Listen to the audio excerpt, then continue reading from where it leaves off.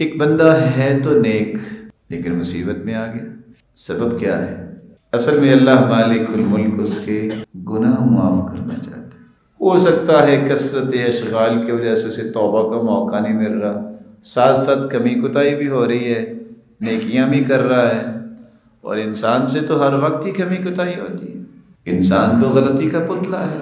کل بنی آدم خطاء وخیر الخطائین التوابون، انسانیت کا ہر فرد جو ہے وہ گنہگار، لیکن بہترین وہ ہے جو توبہ کر لے۔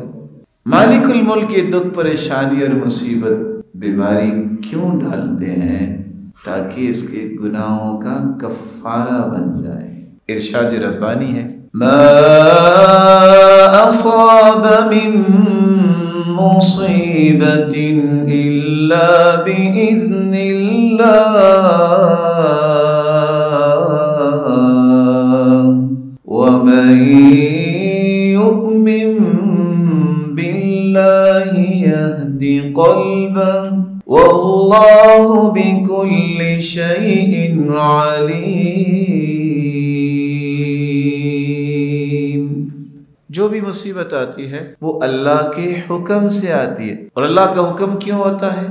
صحیح بخاری صحیح مسلم کی روایت ہے، ما یصیب المسلم من نصب ولا وصب ولا هم ولا حزن ولا غم حتى الشوكة يشاكها إلا كفر الله بها من خطاياه۔